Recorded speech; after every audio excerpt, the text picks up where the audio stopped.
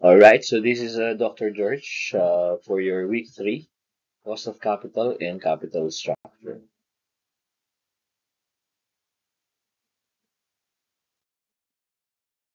So in week three, we will delve into the critical concepts of the cost of capital and capital structure. So these concepts are fundamental to corporate finance and essential for making informed financial decisions in order to maximize shareholder value. So when we understand how to calculate and interpret the cost of capital and how to optimize a company's capital structure, it becomes vital for financial managers, investors, and stakeholders. So now this is the section 7 actually of our course outline. If you refer to our presentation before. So understanding the cost of capital. So what is the cost of capital? It represents the return a company must earn on its investment projects to maintain its market value and attract funds. So it is like a benchmark or a hurdle rate, so to speak, that serves as a benchmark for evaluating investment opportunities and plays a pivotal role in strategic financial planning. Okay, so yung WACC, we've already mentioned this before. This is the calculation of the firm's cost of capital, wherein every category of capital is proportionately weighted. So it reflects the average rate of return a company is expected to pay its security holders to finance its asset. Remember, cost of capital, since it's in the credit side, so you just have to weigh in on all those interest bearing, category of capital. So you will have to look into that. And then when you get the average cost of this capital, then you will know how much you need to pay your security holders. So that's your average cost of capital. So importance, like for example, in investment appraisal, isn't it that we use WACC as the discount rate in the NPV? I've showed that before, in the FinCalc for project evaluation. So you see whether the project is above the WACC. If the return is above the WACC rate, so let's say the WACC rate is like 6%. So if your NPV, the return will be, above the 6%, then that means you're adding value to the company with that project. Okay. Another way to use it is as a performance measurement. Again, it serves like a hurdle rate for evaluating performance of your project. No? So if your company's return of investment capital exceeds WACC, then of course you're creating value because that serves as your hurdle rate. You have to go beyond that. Okay. Another thing is capital structure decision, wherein you can determine the optimal mix of debt and equity. Okay. You have to know how much value of debt you must incur so that you will have a good balance of debt and equity. And WACC does exactly that. It will give you through its use, it will give you the right balancing of debt and equity. So an example that is put here is if you have a company evaluating a new project that requires initial investment of $1 million. Okay. And then the project is expected to generate $150,000 annually for 10 years. So if the company's WACC is 10%, medyo malaki, the NPV can be calculated, kayang gawin to sa FinCalc, to determine if the project adds value. Okay, so you can actually go ahead and try this, no, in your FinCalc. So 1 million investment. So remember in the FinCalc, if you invested in year zero, that comes out of the coffer, so to speak. So that has a negative 1 million value, no? Negative value because it comes out of you. and then it generates 150,000 year 1, 150,000 year 2, 150,000 year 3, and so on. And then since your discount rate is 10%, because that's a WACC, then you will calculate for the NPV and you will have the return rate given to you. Okay, so very simple. You can use the FinCalc. So, this is now the formula of calculating WACC. Don't worry, we will not be doing it along in the hard way. In fact, in the financial calculator, we have it, right? So, but just so you know how it's done, so WACC is equal to E over V, yung E over V times R of E, R sub E. E over V is the market value of the equity, so the market value, and then the total market value of the firm's financing, which is the market value of the equity plus the market value of the debt. It's like a balance of the cost of equity, cost of debt. Okay? And then the cost of equity would be the rate. No? Rate sub E. R sub E is the cost of equity. And then the cost of debt is R sub D. So that will be your rate. So puro rate yung R, no? To be in percent. And then the corporate tax rate of T. So now we go to the calculation step. So you will have to look for the market value of the equity and debt. No? So it can be the value that's posted in your books, but sometimes well, you have to look at the current market value of those entries in your statement. So like marami, it has so many considerations, so we cannot enumerate all of them. But the main point is that you have to look into the market value of all the equity and so the contents of that, of the titles or titles of equity, all equity and debt. You will have to look at the market value. And then you will look at the proportion. Well, simplistically, guys, number one would be equity and then the debt, the liabilities. That's it. Right? You will just have to look at the proportion. If you look at E over V and then D over V, it's just like if the other is 60, the other is 40%, right? So that's how it would look like. Yeah, but sometimes it becomes more complicated because there is the actual market value right now, so you'll have to factor that in. Okay. Number three, the estimation of the cost. So you will have to look at R sub E. So you will have to look at that using the models of CPM, for example, and then R sub D on the current borrowing rate. So pwede rin naman na you will look at the current rates that is given to you by the bank. No? Sometimes diba, you borrowed money in the beginning at 10%, and then after 3 years, they recalibrated it, naging 12%.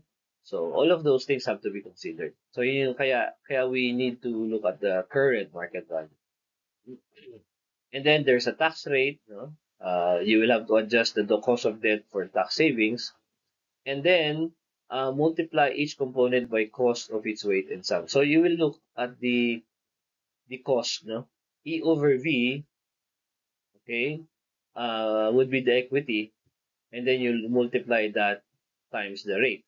And then the debt, so the proportion of the debt multiplied by the rate of the debt multiplied by 1 minus T, so the tax rate, right? So that will be how to calculate the WACC. In the FinCalc, there is also something like this, but you will have to simplistically uh, just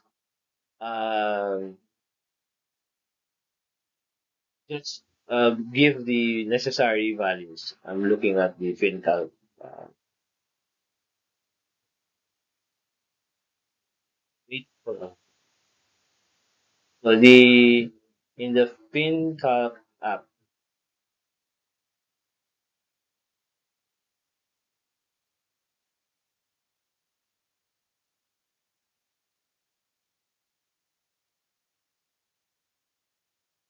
in the FinCalc app, the WACC is Okay, I'm gonna search for it. Can't find it immediately. So there is the WACC calculator, no? And then this the same, no? So you will have the cost of equity. So it's like something like this. No? So you will have to look at the uh, cost of equity. So the formula is given. The formula given here is the same. So if you have the cost of equity, you have to know it in percent, and then the total equity, and then the cost of debt, and then the total debt. Okay, and then the corporate tax rate. So similar, very similar. The only good thing in the FinCalc is that it's very straightforward. Of course, in the FinCalc, before you give the percentage there, you have to calculate it. In this example, in the formula here, it's assumed that you have already all the data. No? So yeah, very similar. But you have to have all the data in the FinCalc before you go ahead.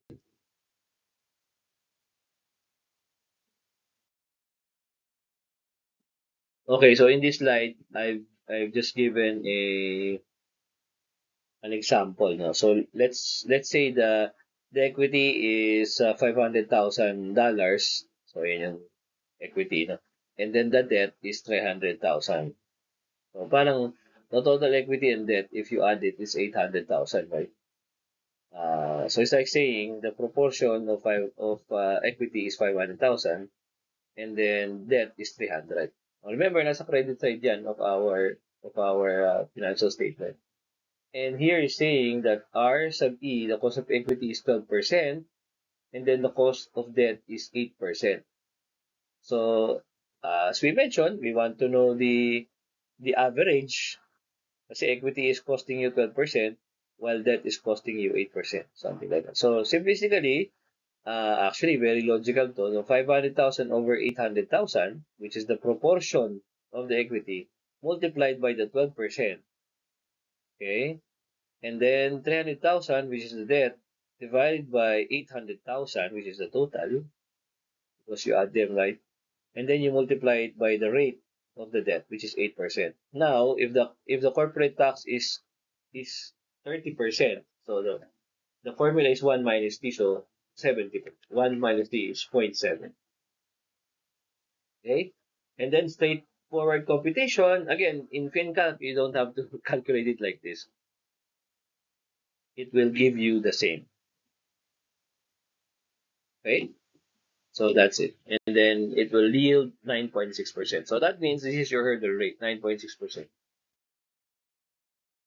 Okay, so WACC in corporate finance, so we have examples here, cases. So if you have like XYZ corporation and it's trying to consider two projects where with project A, high risk with expected return of 15%, project B, low risk, expected return is 9%. If the WACC is 10%, project A is acceptable because clearly 15 is greater than 10, right? Project B is not. 9 is lesser than 10, right? But of course, you have to consider the risk factor here, okay? But simplistically, WACC, that's how it looks. Okay, case number 2, ABC Limited. We have ABC Limited adjusting its capital structure. O ito, ang nangyayari dito is that the capital structure is being adjusted. So how do you do that? You add more debt, right? O kaya pwede namang bawasan ng debt, no? So when you add more debt, then you lower your WACC because of the tax shield on the debt interest payment. So that will now yield to a net present value which is higher for your future projects. Kaya when that is the case, then all your negotiations, all your future projections will change depending on your new WACC. Okay, so in this slide, more or less we explained a little bit about the individual components of the WACC. Siyempre, the cost of debt and then the cost of equity, huh? Or capital. So in cost of debt, for the pre-tax RD, no? So the pre-tax cost of debt, the yield to maturity on existing debt on the interest rate on the new debt. So if you have this you will have to calculate from the yield to maturity on an existing debt. O kaya, if we have a new debt, so the interest rate of the new debt, and then you will multiply it by 1 minus t, which is the adjustment, no, for the tax savings, because the interest is tax deductible. Yeah, because of that, you will have the after tax R sub D, or the cost of debt. Okay, so that's the part there, no, which makes it the cost of debt. It's the right side of the equation. So cost of equity naman, we already mentioned this, no? So we use models like the capital asset pricing models and CAPM. So again, in the financial calculator, meron din yun. That's also something. Okay, now for the financial calculator, I keep on mentioning, again, you might have forgotten it. So just key in the URL, no? So address bar, the fncalculator.com. And dun actually siya sa stock calculators. The CAPM calculator is just there. So ganun lang siya kasimple. It's very simple. Just have to click that and then put all the entry needed.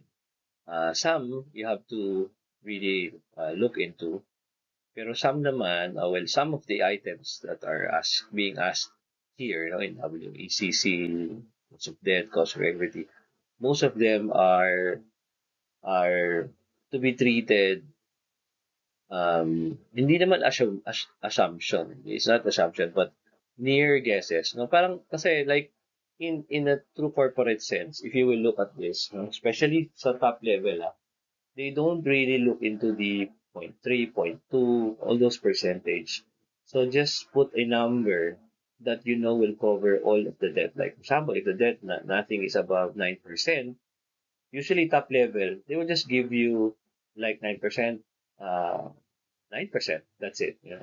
Or if you want to be to capture everything, you will just put 9.5%, so that you know that whatever you're putting in is already conservatively placed, no? Ganun. So some of the items that are here, we just have to put in uh, based on the best estimates that we have. Kasi may mga ibang you can't immediately get. And for example, we know for a fact that yung mga entries na needed cannot be estimated properly. Or pwede ma-estimated properly, but um, after much analysis and all that, so just put in your pinaka best estimate. Or the best estimate would be. That's really how it works. Kasi like even for example only, no? So in the economic terms, like inflation rate, one of those things, no? Whether the interest rate will go up next quarter or not, no? Risk-free rate, all that. So now we don't know what will be the value next time, So in next quarter, next quarter. So there are things there that you have to more or less um, give us an estimate, pero conservatively. So, pag negative yung effects natin, dapat medyo mataas yan, no? So that we will not uh, be too happy or be too optimistic. So, maganda yung medyo pessimistic ka ng konti, no? So that when you, lalo na CAPM yan or WACC, so when you go beyond it, then of course you're going to be happier because you know that that is priced conservatively. So, parang ganun lang. I did not include here the calculation because this is not CAPM calculation. No? So I'm just showing you that all of the necessary, mapinsan nyo, nandyan na halos lahat yan. No? Even retirement calculators, loan, finance investment, credit card. There are so many things that are here that you can actually make use of. Okay, so ito yung ano natin, example natin sa CAPM, no? So ito yung formula kasi, the R sub E, which is the cost of equity, and then there is the risk-free rate. This is what I was telling you that nagbabago-bago yan. So talagang best estimate yan, no? The highest siguro in the last 3 months can be your risk-free rate. No? Then the stocks beta, again, you cannot calculate that uh, very accurately or precisely because it changes day to day, right? Or in the case of US markets or forex, every second nagbabago yung beta coefficient natin. So best estimate. And now we have the return of the market minus the risk-free rate. So yan po yung mga bagay na if you will look at it, parang teka, paano natin nakakalculate ito no, correctly, no? So risk-free rate, if you look at the R sub F na unang-unang formula, usually, yan yung yield of the 10-year treasury bonds, risk-free rate. So sa atin, nasa 6.25 yan. Dito sa example, na 2%. Pero when I say 625, I put it with a grain of salt because mababa tumataas yan. No? So, at this point, as far as I can remember, pero minsan na 6.75 yan. Parang last quarter lang when I was doing my lecture, it was at 7%.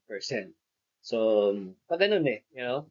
And depending on the situation of the country, it fluctuates. Yung beta is the calculation of how your stock, okay, is moving in variability, the fluctuation relative to the market. So parang ibig sabihin ng 1.3 is that if the market moves at 10% up, your stock or portfolio for that matter, pwedeng portfolio to or the stock beta, it will increase by 13%. Kasi 1.3. Okay? So pag negative naman 'yan, baliktad, no? If the market, which is in our case the index, no, increase by 10%, you are now moving down by 13%. So syempre ayaw mo naman ng negative beta, no? Minsan the beta is so small, in a way, lower beta would be, ibig sabihin hindi siya masyadong nagpa-fluctuate. It's like the fluctuation with respect to the market is not that high. Of course, if you want to beat the market, a lower beta would not be sufficient. According to theory, pero in reality, according to research, minsan yung lower beta, they're the ones, the portfolio of the lower beta, which is the value investors, yan pa ngayon ang nakakatalo sa market. No? So yung R sub M minus R sub F is equal to 6%. Again, given na yan because I'm just saying, dahil sa example na to, yung risk-free rate mo ay lamang sa market by 6%. In reality, tinan mo yung R sub F nga 2% eh. So, ibig sabihin ng market is expected to rise at 8%. How do you know that? Diba? Hindi mo siya I mean, it's something that maybe you wish for or maybe that's your forecast.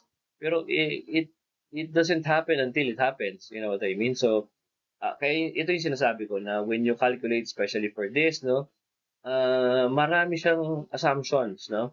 And that's why it's a best estimate, no? Even yung beta, as I said, it changes, yung risk-free rate change, and then the return of the market, who can calculate that, no? You're only very sure when it's about to finish, no? Yung for one whole year, for example.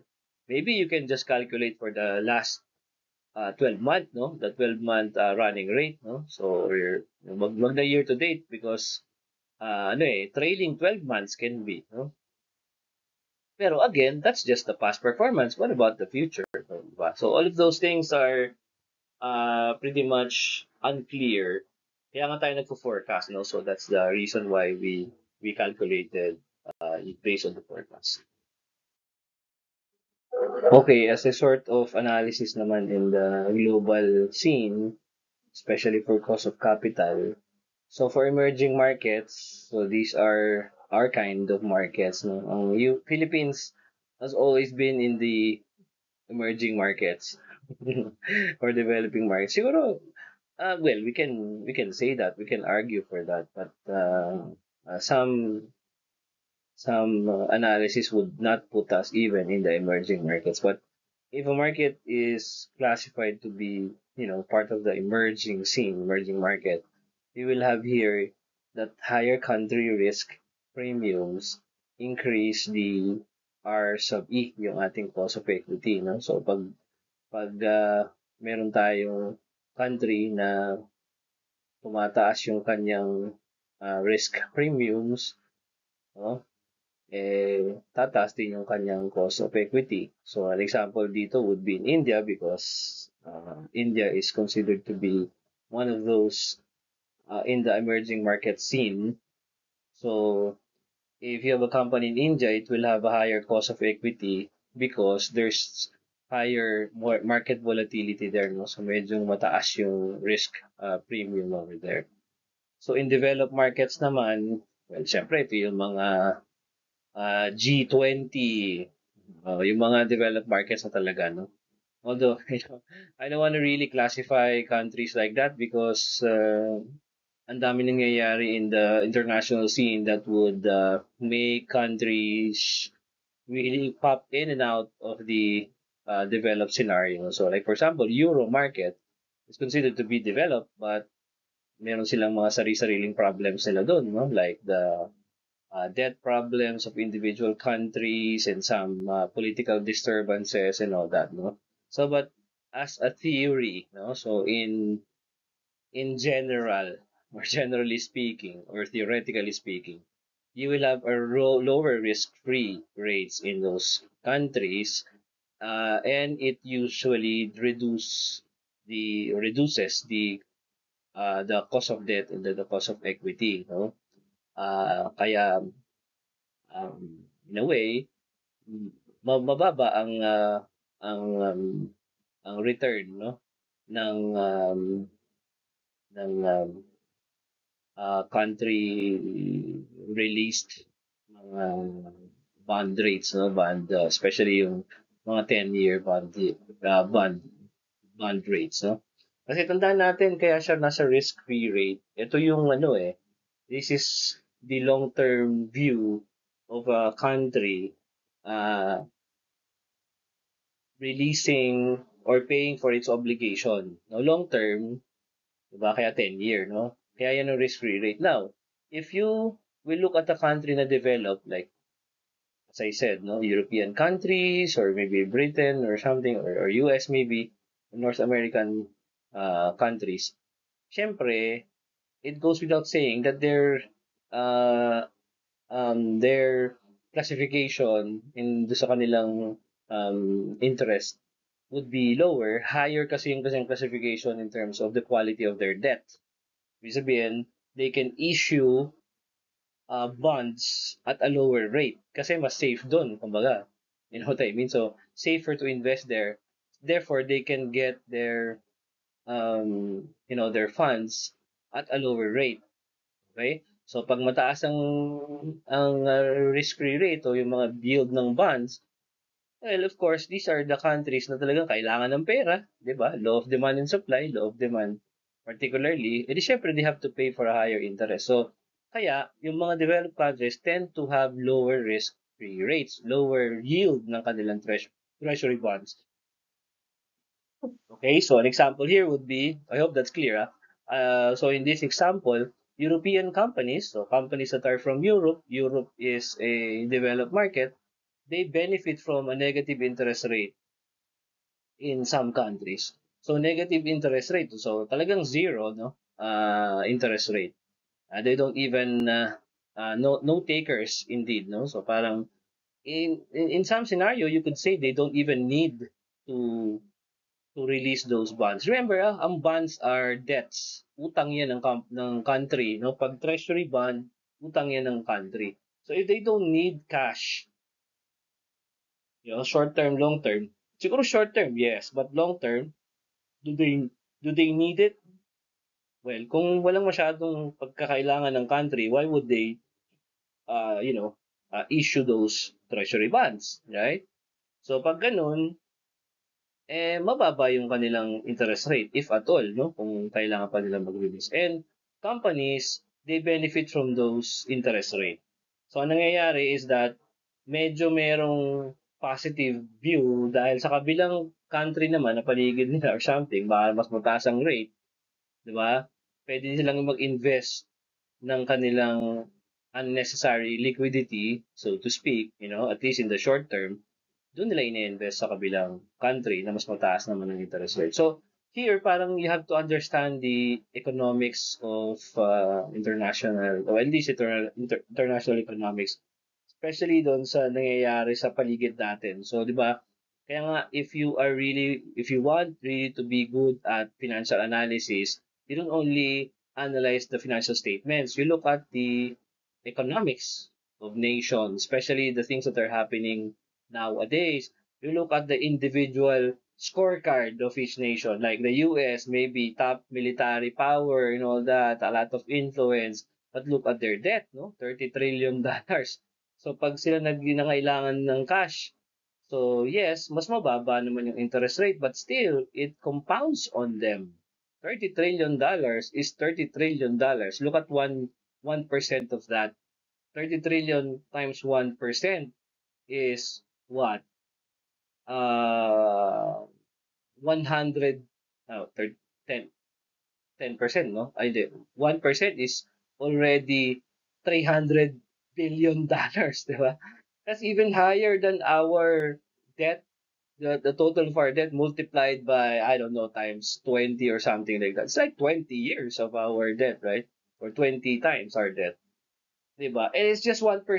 Imagine kung tumaas ang interest rate ng 0.5%, it would be super devastating for the US. And that's the reason why they are trading on icy ground, so to speak. Yan ang medyo mahirap din. So all of these things factor in when we analyze the cost of capital in global markets. Okay, for risk and return, halos napag-usapan na natin ito dati sa stock market. So, alam na natin, the higher the risk, the higher the return. Or maybe it's nice to put it in another way, reverse. The higher the return, the higher the risk or expected return. Pero hindi to lagi. Minsan kasi um, meron tayong mga offers, no? Na mataas yung risk pero in the end, mababa din yung nagiging return. So talagang hindi natin to makikita agad kung wala tayong magandang historical experience dun sa ano natin, no? Sa ating investment. Pero this is the I want to call it the default relationship. Kumbaga, with all probability, ito yung usual na nangyayari. The higher your risk, the higher supposed to be your return. The lower the risk, safer yung investment, mas mababa yung yield kasi lesser yung uncertainty. So sa portfolio management, syempre, the way to go about it would be to spread investment across various assets para ma-reduce yung tinatawag natin na unsystematic risk. Okay? Kasi pag systematic risk, wala na tayong way para ma-reduce yun. Crisis ng 2020, wala naman tayong magagawa din. Pero if it's an unsystematic risk, we can actually spread our investment across various assets.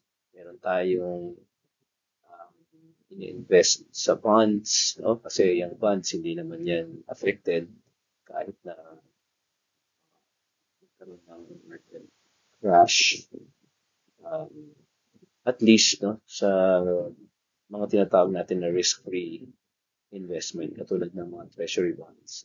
So, yung modern portfolio theory, ang idea nito is to construct portfolios that optimize or maximize expected return based on the given level of market risk. So, usually ito ngayon, magamit tayo ng software dito. Minsan mga robo-advisors na nga gumagawa rito. Ini-input na lang natin yung risk tolerance. Actually, hindi na nga ini-input kasi tinatanong na lang natin yung ating mga clients and then AI does the trick. No? Siya yung gumagawa ng suggested portfolio, pinapa-approve, natural, and then that's it. So, nag-automatic trade yun. No? Depende sa yung nilagay na risk tolerance, so to speak. Pag sinabi risk tolerance, ito yung tipong, halimbawa, ayaw mong bumaba yung ano mo, yung investment mo by this much, syempre, ang kukunin yan yung mga certain na investment, no? Masyadong taas na beta, ayan, so lower beta ang gagamitin mo dyan. Beta, ibig sabihin, walang masyadong fluctuation yun.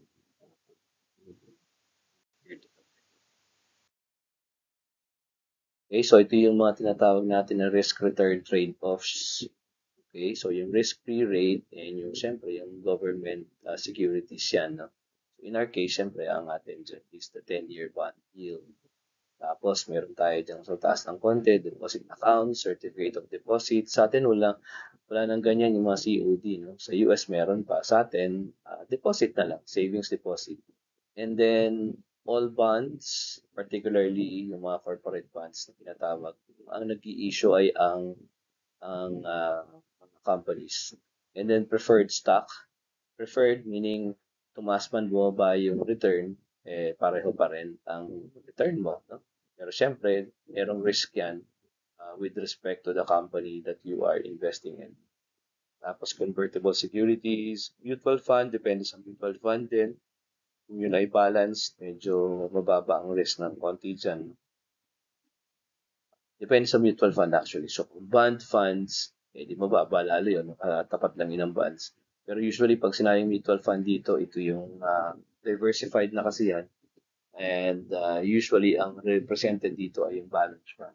Pag equity fund, kasing ano na yun ng common stock. Pero since siya ay diversified, usually madaming invest yan, no? Almost 100 stocks. Ayun, ang medyo mababa yung risk doon pag kasi diversified siya. Common stock, ang understanding natin dito ay isa lang na stock. Ayun, no? Tapos real estate and other tangible investments, it would be higher risk. Yung fluctuation ng price kasi yan, no? Depreciation, kasama doon. Options and futures, ano na to, no? Medyo talagang risky na itong mga to. In fact, yan ang mga nagpadapa sa sa financial crisis during the time of the financial crisis. Kasi counting fluctuation lang kasi talaga nito wipe out yung pera mo. You are betting on the future. Yes, maliit lang yung, kumbaga if you make it right, then you make it right. Sobrang laki ng return. Pero if you make it wrong, wala na talaga. Wala ng pera mo dito. So sa investment, particular investment, makikita nyo dyan, siyempre cash yung pinakamababang return, mababang risk. In fact, wala nga return yan kung hindi naka-invest, no? Andiyan, nakalagay naman short-term bonds, treasury bills, hindi siya treasury bonds, no? Tapos gold, real estate, so taas. Index funds, kasi yung fluctuation yan with respect to the index of the country. Pero minsan yung gold, pag tinitrade mo yung gold, mas mataas ang risk and return yan. Equity funds, mas mataas ng konti sa index funds.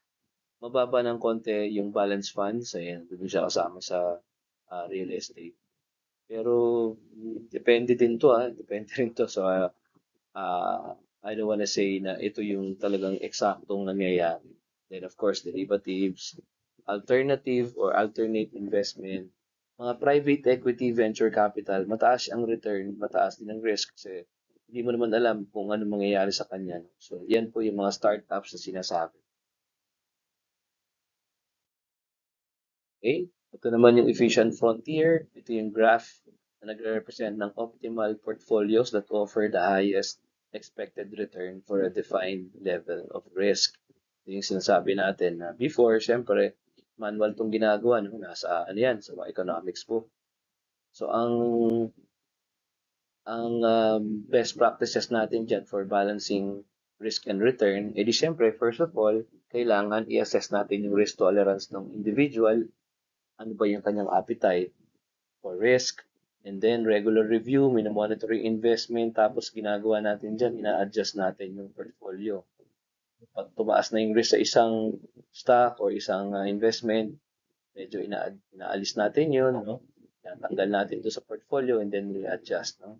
Tawag din portfolio management. No? And then hedging strategies, usually ito yung minsan ang ginagawa ng mga managers ay naka-invest sila in various countries, no? Para may hedging na tinatawag. No? Ang nangyayari doon, in-implement mo yung mga financial instrument yun of hedging in order to mitigate the risk. Yung iba dyan, halimbawa, example, no, tulad ng currency hedging, meron yan yung tipong alam mo na pataas ang value ng dollar. So, ang ginagawa mo niyan, pinapalit mo siya versus other currency. Like, for example, if it's euro, alam mo, ang euro ay medyo pababa. So, pinapalit mo siya, no? Ganun.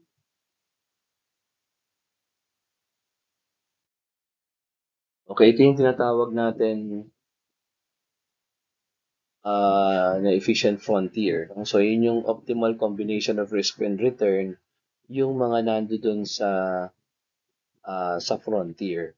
So, hindi naman natin to agad-agad makikita, ina-analyze pa yan. No? So, ibig sabihin yan, kung ganun kataas yung risk, ganun din kaganda yung return.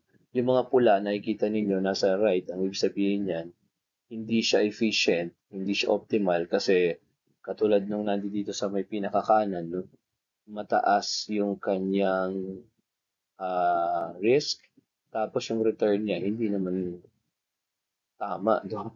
Ang baba ng return niya. So, dapat kung ganun kataas yung risk, dapat yung return nandoon sa may linya na green, no?